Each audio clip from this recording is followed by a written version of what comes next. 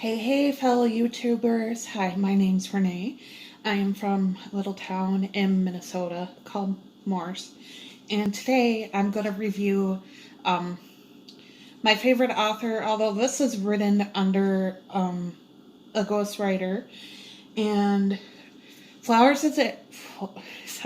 Flowers in the Attic is one of my favorite series. So here's the little thing on the back. The cover's awesome. This is actually a copy I'm giving to one of my girlfriends for Christmas because me and her, we dig these. Okay. Forbidden passions have shaped and haunted the Dollenganger since Flowers in the Attic. The first book in the series, which debuted 40 years ago, now discover how twisted the family roots truly are. And I must say that the Foxworths, after reading this, and guys, I'm sorry if you have not read this, like I say, I finished a little synopsis. Then you want to get yourself out of here because we're going to talk about spoilers, how I feel about how it was written, how I'm actually excited for the next two. I know a lot of people have mixed reviews on Andrew, who is the ghostwriter, and I love his stuff. But witness the clan's rich origins as a result of one wild and complicated relationship. Holy God, yes. In this, starting with this one, we could kind of tell that the Foxworths, are very twisted. Garland's character is not what I expected, but we'll go more into that. Okay, I'll continue. 2 generations before Corinne Foxworth, the witch, sorry, even though I liked her when she was young, but when she locked her children in the attic, all respect was gone. Her grandmother, a gorgeous girl named Corinne Dixon, which we know from reading the series, the prequel,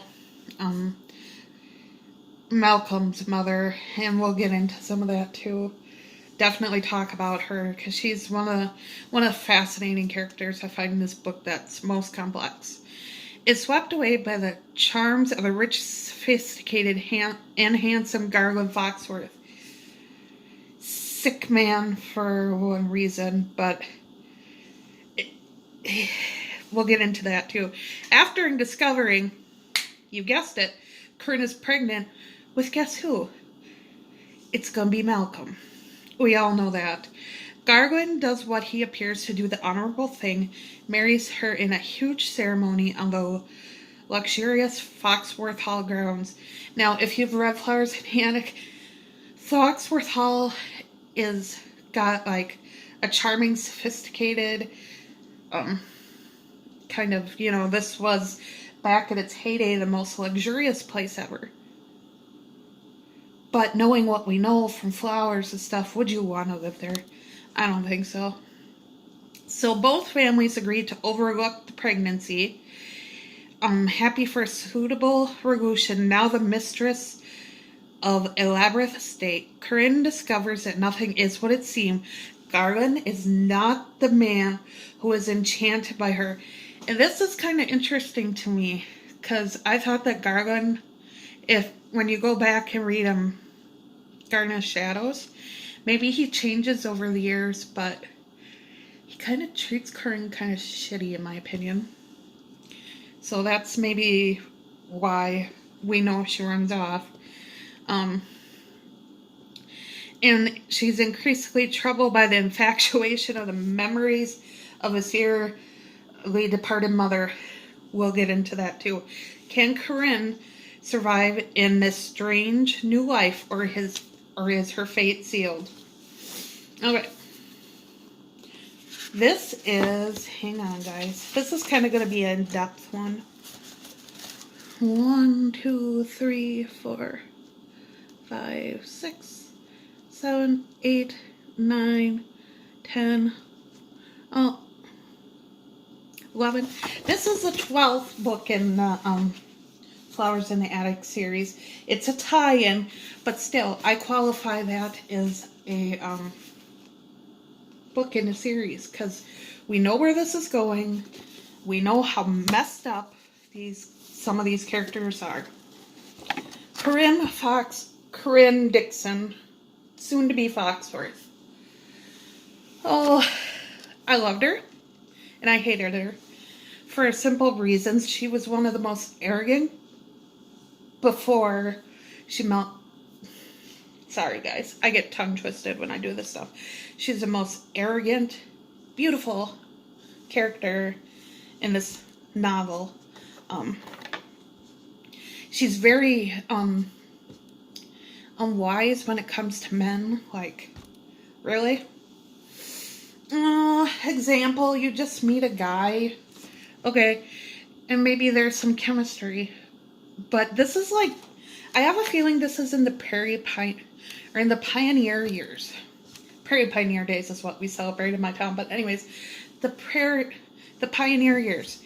And you know, things where women got courted. I don't agree that people did that, but arranged marriages. But anyways, she's a very beautiful young girl. Very arrogant, very well aware of her her sexuality. Holy crap. She's very manipulative to a point. And she's obviously secretive. We know this from reading this book, and we know this from future references back to Garden of Shadow. Okay. Her mother, I didn't like her at all. I thought she was maybe the reason Corinne was like the way she was, because her mom, she knew her daughter was arrogant, but she was really hard on her, I thought, a lot of times. And if she would have found out right away she was pregnant, ooh, there would have been a big problem. Okay, yes, she gets pregnant with Malcolm. We know that. Her father, can't remember his name off the top of my head. It's like her mom. He's very sweet and kind. And when he needs to go in there and go daddy on Garland, kudos for him. You don't just, but she is very lovely. This picture, I think, pretty well how she was. This is how I picture her. But Malcolm knew, or not Malcolm, sorry guys, I get confused sometimes. Garland knew what the heck he was doing with a young lady. Don't tell me he didn't. Okay, FYI, I found this disgusting. And this is just me, but when they're having, you know, smacking skins together, obviously she gets pregnant from it. She gets sick off this lemon drink. Maybe it was a thing back in the pioneer days that they drank, but she was drunk and threw up on him, and he still wanted to have sex. And I was like, ugh, how is that adventurous? That's just downright disgusting. Oh, Garland.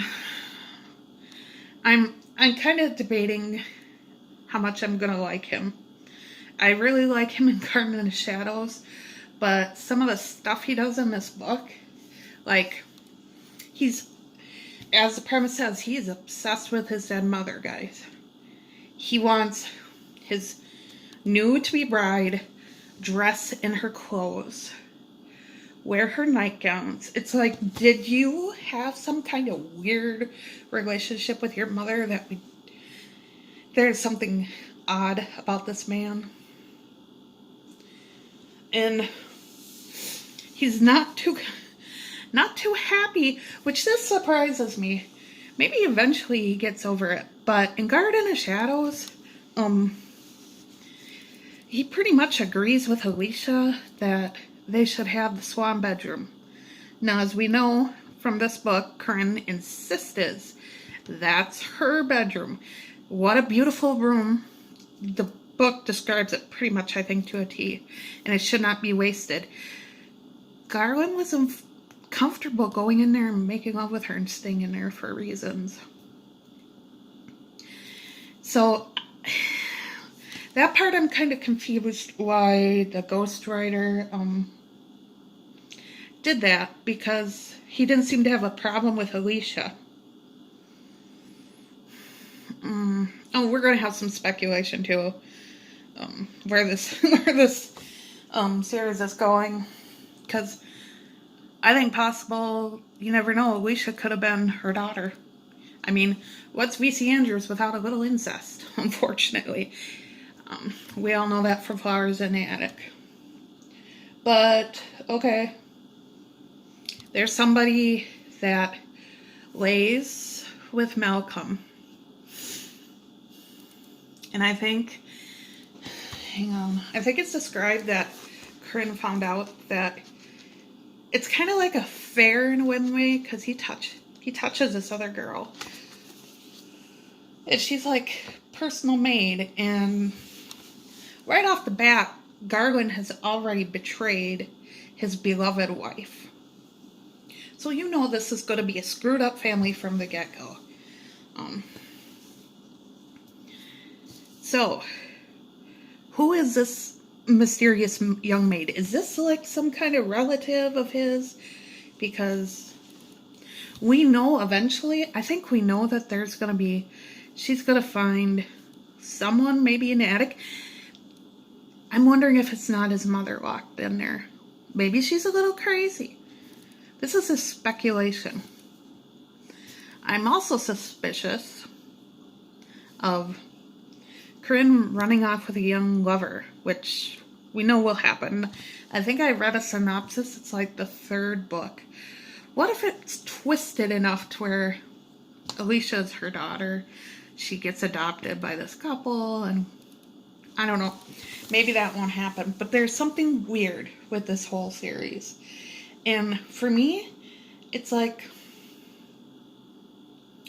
I'll give it an 8 out of 10 stars, because I do have some issues with some of the stuff. But I didn't feel sorry at first for Corinne Dixon. Whatever. Corinne. But after the things she's starting to realize in Foxworth Hall, which we know is a fucked up mansion, pardon my French, there's going to be something big. We're going to learn something juicy. I truly have faith that this series is going to tie in all the crazy stuff. Now, what I would love to see the ghostwriter do is do a Malcolm diary. Come on. I think it just needs to be explored, because they talk about the Malcolm diary and the other books that Bart read it. Obviously, John Amos, crazy ass old priest, read it. So we need more fresh material within this crazy nut family that still got us interested after how many years. And this is real cool what this lady says on the back here. And she's the author of Gone Girl. Gone Girl, I do recommend this. But I'll probably be clutching Flowers in the Attic in my gnarled hands on my deathbed. That tells you how good these books are. Yes, there's a little incest in the series. No, I do not agree with it. But when you can span 11 novels, even tie-ins, because this is like the 11th or 12th. I thought it was like the 10th. I was talking to one of my friends, and he's like, sounds like Star Wars, right? And I'm like, well, yeah, I suppose, because Star Wars is always never ending, which is, to me, it's a good thing. I mean, I'm a nerd. But anyways, it's time. It's time to explore. To me, it's time to explore more characters. You could do a whole bunch. Like, how about John Amos? There's got to be more to him than just a little bit we got. He's a kooky in the head. But yeah, I would say 8 out of 10 stars, really. Some days verging on 9, because there are some stuff that stuff I'm not impressed with. But otherwise, good book, guys. Please, if you're a VC Andrews fan, love her work. You know, I know it's not going to be perfect because it's not the same author, but the ghostwriter, Andrew Normus, he does his best to give us, you know, what we love. And this is it. This is one of my top reads, and once I finish, I always go back to the books, even to the newer ones. I'll be reading this one, and I can't wait to give my friend this for Christmas. I told her about it, so she'll be excited. So anyways, guys, I hope you're having a great Friday. Stay tuned. I need to go reread The Institute before I review that for you guys from Stephen King. That's a good book too. It's V.C. Andrews, Stephen King, and then books like The Hunger Games and Twilight, stuff like that.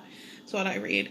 And then some of the classics like Scarlet Letter, Fahrenheit 451, stuff I read in high school. Still interesting. So, hey, hope you have a great night.